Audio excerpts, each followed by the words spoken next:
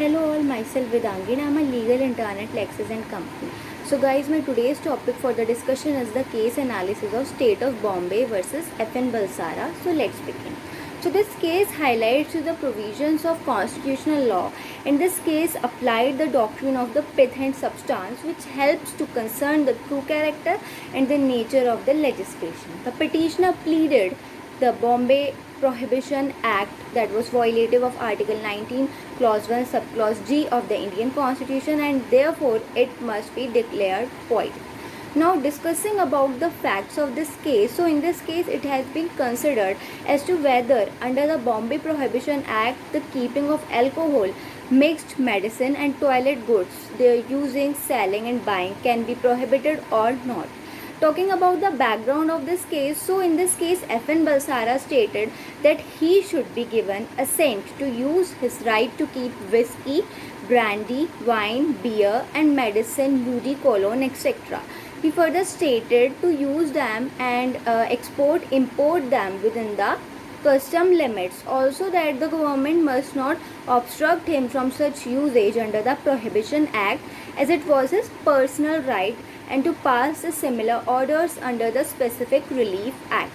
Balsara showed himself the citizen of India and presented a petition in the Bombay High Court. He requested for passing an order to forbid the State and Prohibition Commissioner from enforcing the provision of Bombay Prohibition Act 1949 against him.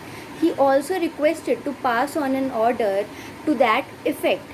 Now there were certain issues that were raised before the High Court, that were whether the provisions of Bombay Prohibition Act is valid or not.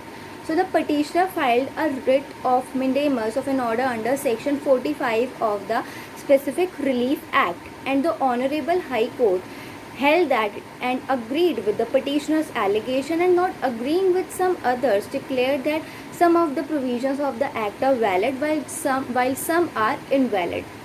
Aggrieved with the permission of the High Court, went to the Honorable Supreme Court, and both the state government and Balsara filed an appeal in the Supreme Court against the decision. Now there were certain issues that were raised in Supreme Court, that whether there are sufficient grounds for declaring the whole act to be invalid, whether the judgment of the Bombay High Court can be upheld with regard to the specific provisions of the act.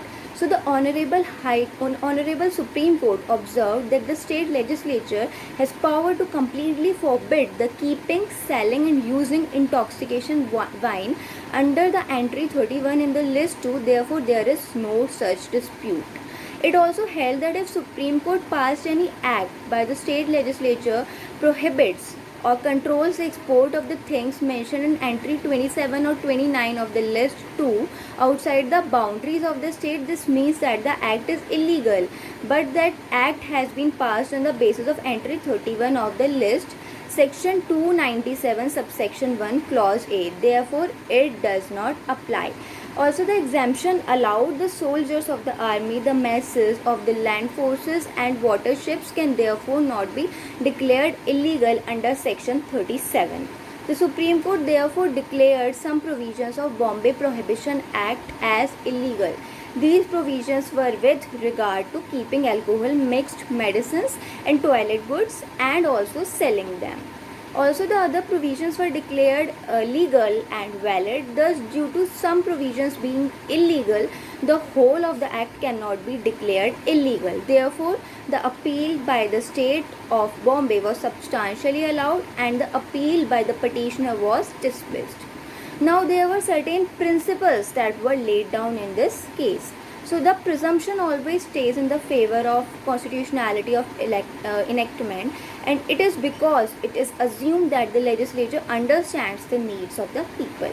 And also in certain cases there is no classification at all and no difference peculiar to any individual or class till the law hits only particular individuals or class. Also, the principle of equality does not mean that every law must have universal application for all the persons. Sometimes the needs of different class people require different treatment. And the principle does not take away from the state the power of classifying persons for legitimate purposes. Every classification is in some degree likely to produce some inequality, and mere production of inequality is not enough.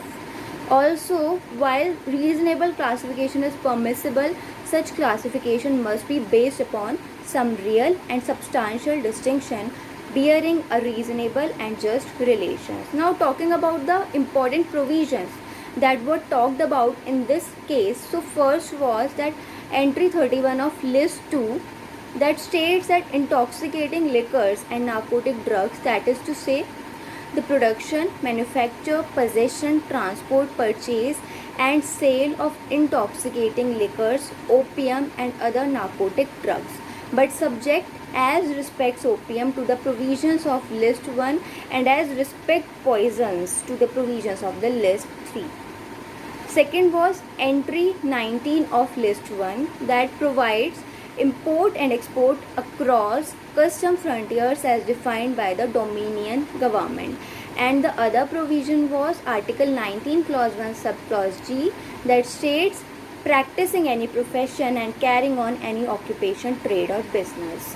Now what we can conclude from this entire case is that the present case does not hold its validity as it was overruled by the Synthetics and Chemicals Limited versus State of UP case, and thus it can be concluded that complete prohibition of alcohol is possible in medical preparations, and such a trade cannot be considered to be harmful unless prepared for human consumption. But levying taxes by the state legislature on the possession of alcohol liquors which are fit for human consumption are valid as they are considered to be luxuries.